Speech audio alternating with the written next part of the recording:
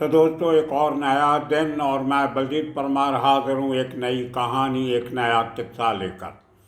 कल आपको हमने बताया कि मुन्ना गुप्ता का कोल्हापुर की जेल में सुबह सुबह कत्ल हुआ। आज बताएंगे वो कत्ल कैसे हुआ और मुन्ना गुप्ता की ज़िंदगी के साथ जुड़ा एक अहम किस्सा। जब दाऊद इब्राहिम और छोटा शकील उसको अपने साथ मिलाने के लिए इच्छुक थे। कई बार मुन्ना गुप्ता को ऑफर किया गया, सीधा भी और असीधा भी, लेकिन मुन्ना गुप्ता ने दाऊद इब्राहिम का गैंग ज्वाइन करने से क्यों इनकार किया और बाद में 92 में कैसे वो दाऊद इब्राहिम के साथ जुड़ा। ये बहुत इंटरेस्टिंग किस्सा है जो आज तक मैंने जानबूझ के नहीं बताया था, क्योंकि मुन्ना गुप्ता अंडरग्राउंड था, उसके बाद में जेल में चला गया, मेरे से कभी बात नहीं हुई और जो लोग इसके साक्षीदार थे उन्होंने बात करने से इनकार किया। लेकिन आज जब मुन्ना गुप्ता इस दुनिया में नहीं है तो वही मेरे पुराने सोर्स अंडरवर्ल्ड के डोंगरी के और नागपाड़ा में, जहाँ पे आज मुन्ना गुप्ता का मातम भी मनाया गया, कुछ मस्जिदों में उसके नाम की और जिसको हम कहते हैं वो माना गया, उसके लिए अरदास की गई। उर्दू में क्या कहते हैं मुझे पता नहीं, दुआ की गई उसके लिए। उन लोगों से आज जब मेरी पूरा दिन बात होती रही तो वो किस्सा मुझे याद आया। दोस्तों, बात कुछ ऐसी है कि हमीद के मर्डर के पहले, ये तो आप सबको मालूम है कि मजीद का मर्डर पहले हो गया था और मजीद का मर्डर बाद में हुआ। ये दोनों भाइयों में से मजीद ज़्यादा ख़तरनाक था। 1986 में करीम लाला के छोटे भाई के RK रहीम खान के कत्ल के बाद समझौता हो जाता है पठान गैंग का और दाऊद का। उस समझौते के तहत ये था कि आज के बाद हमारी सब पुरानी दुश्मनियाँ ख़त्म, हम आपके किसी आदमी को नहीं मारेंगे और आप हमारे किसी आदमी को नहीं मारेंगे, जो भी होगा आपस में बैठ के सुलह सफाई से फैसला कर लेंगे। और तभी जनवरी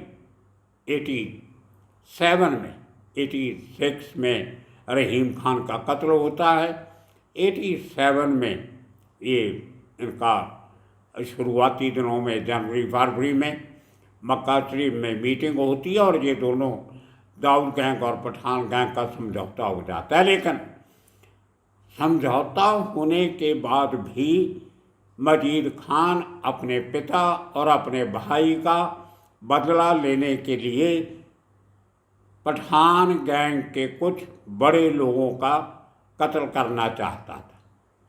तो जब ये समझौता हुआ था तो ये बात भी हुई थी कि अभी भी मजीद पठान गैंग के लिए खतरा है। बहुत डेरिंगबाज आदमी था और बहुत शातिर भी था। तो दाऊद ने ऑफर किया पठान गैंग को, करीम लाला को, कि बाबा आप आराम से बैठ जाइए, हमीद को मैं ठिकाने लगवा दूंगा। लेकिन पठान गैंग ने कहा नहीं, ये हमारी इज्जत का सवाल है, हमारा आपस का मामला है। हमीद मजीद आपके आदमी नहीं थे, उनकी दुश्मनी हमारे साथ थी। आज जो मजीद जिंदा है उसको हम अपने तरीके से ठिकाने लगाएंगे, या जो भी करेंगे। आपका हेल्प करने का जो प्रस्ताव है उसके लिए धन्यवाद, लेकिन हम अपने दुश्मन को खुद मिटाएंगे।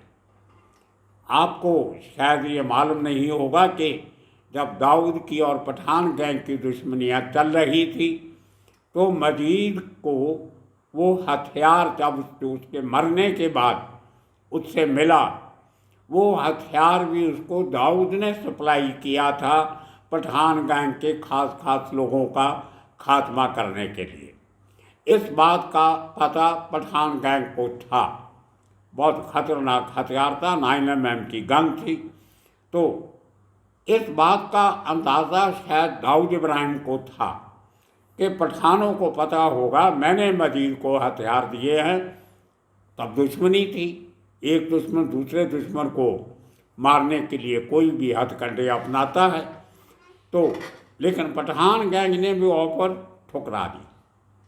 और तभी जब दाऊद का और पठानों का समझौता हो गया, उन्हीं दिनों में होटल हॉलीडे इन में एक नूरा की शादी की रिसेप्शन थी, जब कुछ फंक्शन था, वहाँ पर पठान लोग गए हुए थे। अब दाऊद का और पठानों का समझौता तो हो गया था, इसीलिए पठानों को बुलाया गया नूरा की शादी के उस पार्टी में। तो ये गए और वहाँ पे लगा पठान गैंग को कि ये किस्सा मैं आपको सुना चुका हूँ, आज थोड़ी सी इसका जिक्र कर रहा हूँ क्योंकि आज की कहानी से इसका तो अलग है। तो पठान गैंग में जो लोग गए थे उनमें करीम लाला और उसके खास खास आदमी, और उनके साथ मुन्ना भी था, और एक था जिया जो समद खान का खास बॉडीगार्ड था। बहुत उसकी हाइट कम थी लेकिन बहुत स्टाउट था, बहुत हेल्दी था, मसल मैन था। तो जिया और मुन्ना भी उस पार्टी में शामिल थे करीम लाला के साथ उसकी हिफाजत के लिए। हालांकि ऐसी की बात वहाँ पे नहीं थी। अचानक वहाँ पे इनको एक शख्स नज़र आता है जिसकी शक्ल थोड़ी सी मजीद के साथ मिलती थी, हमीद के साथ मिलती थी। इन लोगों ने उसको ढूंढना शुरू किया और जहाँ वो शख्स जाए, ये मुन्ना और जिया ये दोनों उसके पीछे जाए। ये तो अच्छा हुआ कि वहाँ पे कोई हादसा नहीं हो गया। तो दाऊद के लोगों को शक हुआ कि करीम लाला के आदमी इस आदमी के पीछे क्यों निगाह रख रहे हैं। तो उन्होंने पूछा, उन्होंने कहा कि ये मजीद लगता है और ये हमारे बॉस को या किसी उसके परिवार के मेंबर को निशाना बना सकता है, इसलिए हम इसके ऊपर निगाह रखें। हम नहीं चाहते यहाँ खून खराबा हो, लेकिन अगर इसने कोई हरकत की तो हम इसको नहीं छोड़ेंगे।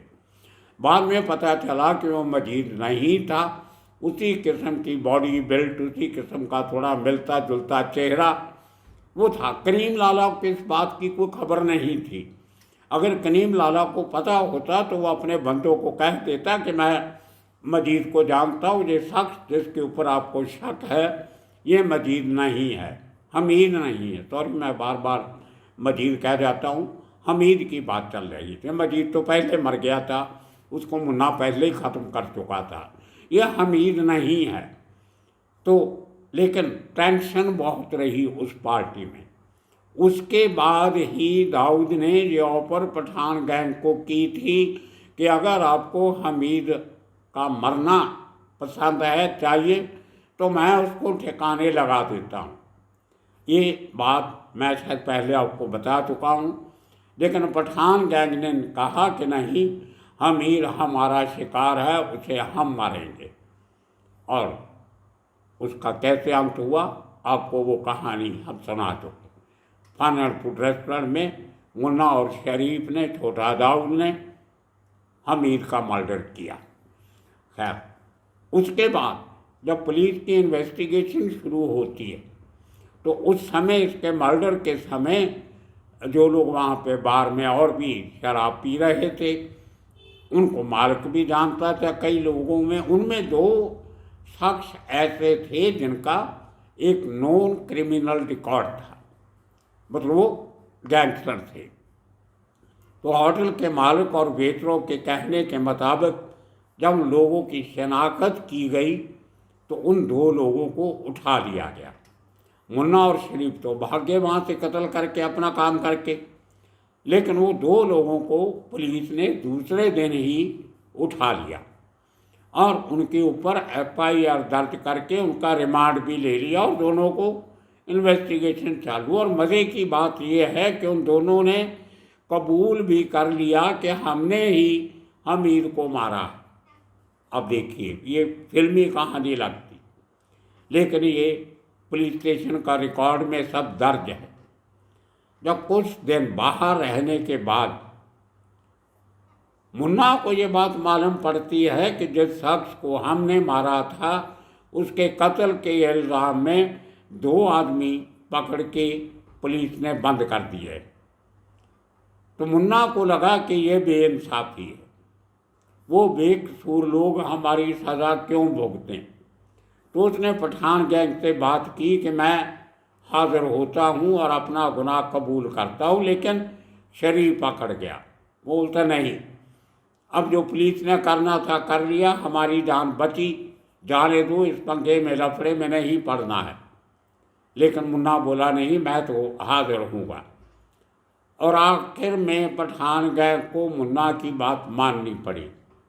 उसका एक फ़ायदा भी हुआ पठान गैंग को। पठान गैंग ने खुद उस समय के डीसीपी जो थे उनको फ़ोन करके इन्फॉर्म किया। वो सब पूरा बंदोबस्त माधो भाई ठक्कर ने किया था। उन्होंने बताया कि जो 2 लोग आपने पकड़े हैं वो बेगुनाह हैं, असल में ये कत्ल मुन्ना और शरीफ ने किया है। हम मुन्ना को हाज़िर करते हैं और थोड़े दिनों में शरीफ भी हाज़िर हो जाएगा। तो पुलिस वालों को ये बात बहुत अच्छी लगी। उन्होंने माधो भाई ठक्कर, जो पठान गैंग का रीढ़ की हड्डी था, पूरा काम संभालता था, उसको भरोसा दिया कि ठीक है, एक आदमी ने मरना था, बदमाश था, कोई साधु संत नहीं था, लेकिन जो मुन्ना ने एक ऑफर दिया है वो हमें अच्छा लगा, हम उसको जल्दी ज़मानत पे छोड़ देंगे। हमारा केस सही सलामत साबित होता है, असली मुल्ज़िम पकड़ा जाता है, वो भी अपनी मर्ज़ी से हाज़िर हो रहा है। अब पुलिस को ये समझ में नहीं आ रही थी कि वो 2 लोगों ने कबूल क्यों कर लिया। अब पुलिस की मार से हर आदमी डरता है। थोड़ी धुलाई हुई होगी पुलिस स्टेशन में। उन लोगों ने सोचा कि हमने कत्ल तो किया नहीं, क्रिमिनल हैं हम, ठीक है, लेकिन बाद में कोर्ट में तो बरी हो ही जाएंगे।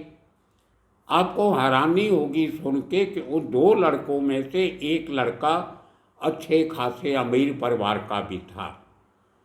तो जब उनको छुड़ा दिया गया, उनका केस ख़त्म नहीं हुआ, उनकी पहले ज़मानत होती है, पुलिस वाले कहते हैं अब ज़मानत करवा लो। तो बाद में जब मुन्ना और शरीफ भी थोड़े दिनों के बाद हाज़िर हो जाता है तो पुलिस उसी केस में अपनी इन्वेस्टिगेशन में बताती है कि इन दोनों बच्चों ने डर के या किसी तरीके से इन्होंने गुनाह कबूल किया जो गलत था। असली मुलज़िम ये हैं, वो लड़कों को छोड़ दिया। और वो लड़कों में से एक लड़का जो अमीर पैसे वाले फैमिली का था, उन लोगों ने ही मुन्ना के लिए वकील खड़ा किया, शरीफ के लिए नहीं किया। हालांकि पठान गैंग ने पूरा बंदोबस्त करके रखा था, लेकिन उस फैमिली ने कहा नहीं, मुन्ना का पूरा खर्चा हम करेंगे। और कुछ उस ज़माने में 50,000 1 लाख कुछ अमाउंट मुन्ना को दिया भी था। और कुछ महीनों के बाद, 3-4 महीने के बाद, पुलिस वालों ने जैसे प्रॉमिस किया था कि इनका ये जेस्चर देख के हम इनकी हेल्प करेंगे, तो इनकी ज़मानत भी हो जाती। क्योंकि अब हमीर की पैरवाई करने वाला कोई नहीं था, ना बाप था, ना बड़ा भाई मजीद था, ना दाऊद इब्राहिम का गैंग था। कौन उसकी पैरवाई करता, अकेला पड़ गया था। तो ये मुन्ना की नेचर का एक हिस्सा जो मैं आपके साथ शेयर करना चाहता हूँ।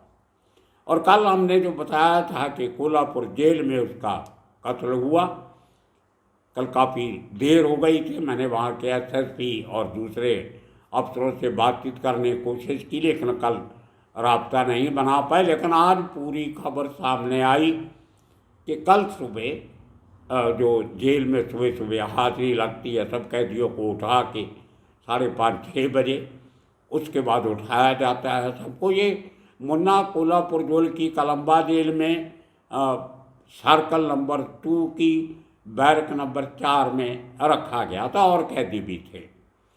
और इसकी उम्र जैसे मैंने कल कहा था 70 साल नहीं थी, आज कंफर्म हुआ कि ही वॉज 60 ईयर ओल्ड, 60 साल की उम्र थी। मुझे कल भी शक हो रहा था पुलिस के उस हैंड आउट पे जिसमें कहा गया था कि 70 साल की उम्र है। वो रिपोर्ट बनाने के बाद मेरी मुन्ना के परिवार के साथ उनके जो सहयोगी हैं करीबी, उनसे भी बातचीत हुई। पता चला कि जिस औरत के साथ इसने शादी की थी वो कर्नाटका की शायद रहने वाली है मूल रूप से, लेकिन इसके साथ शादी होगी, उनकी एक बच्ची भी है, कल मैंने आपको बताया था।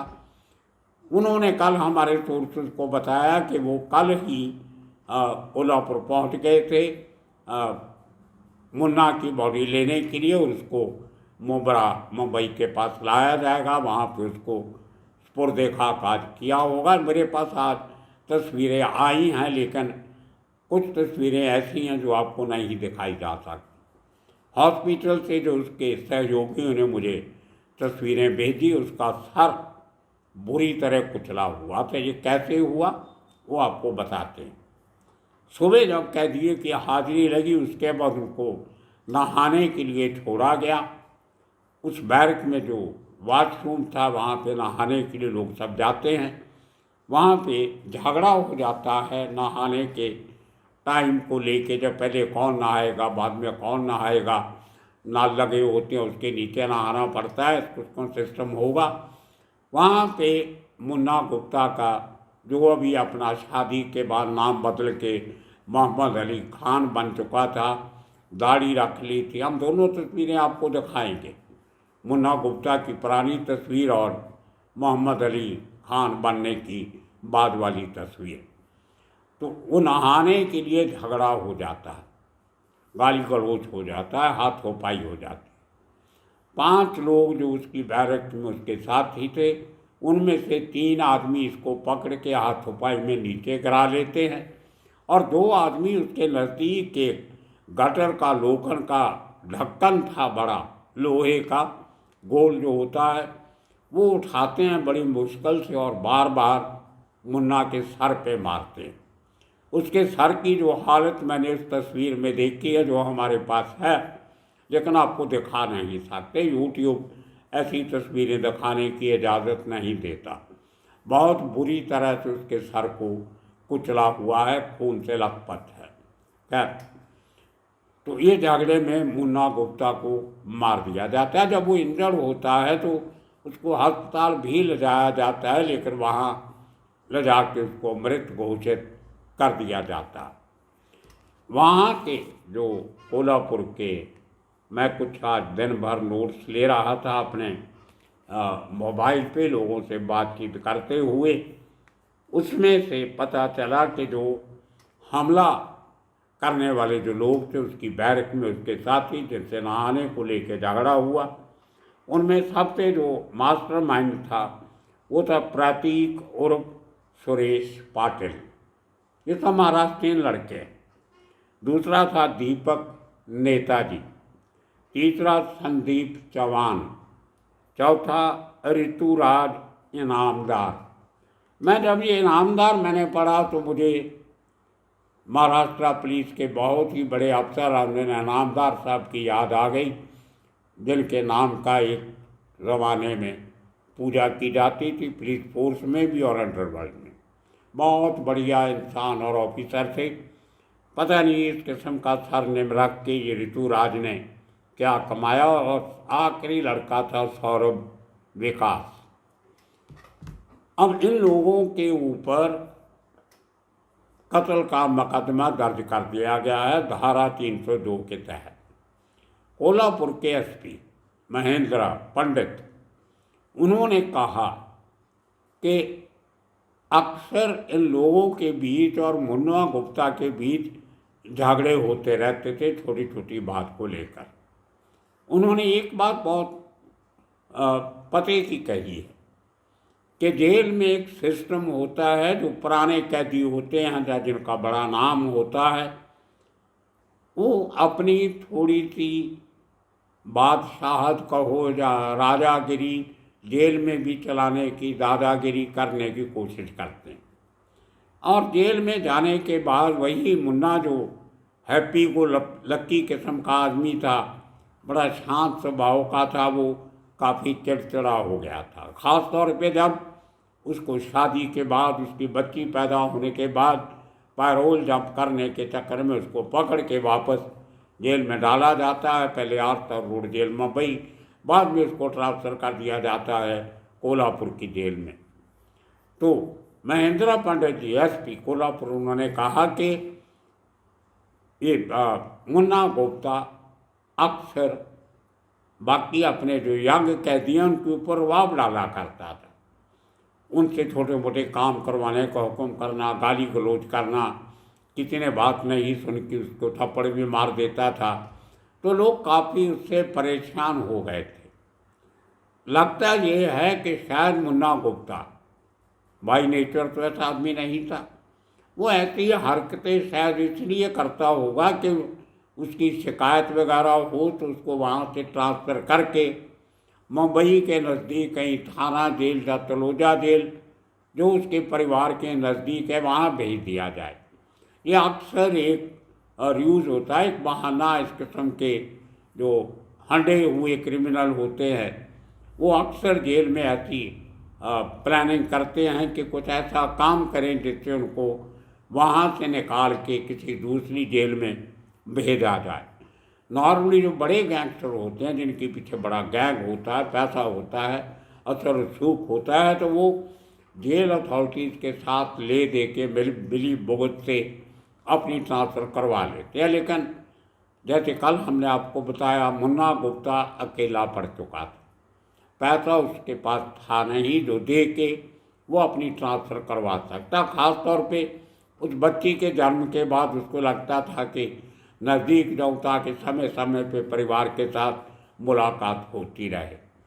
तो ये भी पुलिस की जेल अथॉरिटीज़ के जिन लोगों से मेरी बात हुई, उन्होंने कहा कि वो शायद इसलिए जानबूझ के इस किस्म की हरकतें करता था कि उसको न्यूसेंस क्रिएट करने के चक्कर में उसको उस जेल से बदली करके किसी और जेल में भेजा जाए। लेकिन वो मुमकिन नहीं हो सका, जैसे मैंने कहा पैसा नहीं था। तो लेकिन ये लड़के, यंग लड़के, उनका भी कोई कसूर नहीं है। आप रोज़ किसी को तंग करोगे, उनको ताने मारोगे, थप्पड़ मारोगे, गालियाँ दोगे तो एक ना एक दिन वो भी रिएक्ट करते हैं। अब वो दौर गया जब जो मुन्ना गुप्ता का ज़माना था वो ज़माना आजकल नहीं रहा। और जेल के अंदर तो आपके पास गन नहीं है जो आप सीधा है गोली चलाओगे, दूसरे को ख़त्म कर दोगे और काम तमाम। तो दोस्तों ये कहानी उस मुन्ना गुप्ता के साथ जो उस जेल में हुआ। लेकिन अब ये 5 आदमी जो छोटी मोटी सज़ा में गए थे, अब उनके ऊपर एक कत्ल का केस बन गया। जेल में सब माजरा हुआ है, सब गवाह हैं, मेडिकल रिपोर्ट है। अब ये 5 को भी कम से कम उम्र कैद तो होगी। 1-2 को शायद किसी तरीके से, अगर उनकी फैमिली बैकग्राउंड अच्छी होगी, अच्छे वकील कर लेंगे। लेकिन ले दे के उन बच्चों ने भी अपना फ्यूचर जो है वो ख़राब किया। मुन्ना तो अपनी ज़िंदगी देख चुका था, उसने अंडरवर्ल्ड भी देख लिया। लेकिन जो बात पहले मैंने की थी कि दाऊद गैंग की ऑफर उसने ठुकराई, लेकिन बाद में जब दाऊद को और पठानों का समझौता हो गया, दुश्मनियाँ ख़त्म, तो एक तरफ से पठान गैंग की एक्टिविटी निल हो गई थी, ज़ीरो हो गई। पठान गैंग बंद हो गया था। मेंबर सब अपने अपने काम धंधे पे लग गए। माधो भाई मारा गया, सब्ज़ खान मारा गया, रहीम खान मारा गया, मजीद मारा गया, दिलीप अजीज़ मारा गया, हमीद मारा गया, सब मारे गए। दाऊद के साथ समझौता हो गया। अब मुन्ना और शरीफ क्या करे? शरीफ तो पाकिस्तान चला गया, मुन्ना अकेला पड़ गया। तो इसकी दोस्ती थी पुराने ज़माने से आज़ाद पठान से। आज़ाद पठान भी पठानों का हिस्सा था, लेकिन बाद में कुछ तफरकात हुए तो दाऊद के साथ मिल गया था। बाद में दाऊद के साथ भी इसकी दुश्मनी हो गई। कराची में आज़ाद पठान को भी दाऊद की तरफ से गोलियां मरवाई गई। लेकिन 93 तक ये आज़ाद पठान दाऊद के साथ जो RDX सुरक्षा की लैंडिंग हुई, उसमें मुन्ना गुप्ता जो आज़ाद पठान के साथ मिल गया था, बेसिकली उसने दाऊद गैंग ज्वाइन नहीं किया था। उसने एक पठान के साथ, उसकी जो पठान गैंग के समय से दोस्ती थी, उसके साथ दोस्ती के नाते उसने अपना साथ बनाया। अब जब राज पठान ने वो लैंडिंग में हिस्सा लिया तो मुन्ना गुप्ता भी साथ में पकड़ा गया। उसी केस में, इसको ब्लास्ट केस में उम्र कैद की सज़ा हुई थी। तो दोस्तों ये कहानी थी मुन्ना गुप्ता की। आने वाले दिनों में इसी किस्म के और किस्से कहानियाँ लेके फिर हाजिर होंगे। तब तक के लिए आप सबका बहुत बहुत शुक्रिया, धन्यवाद।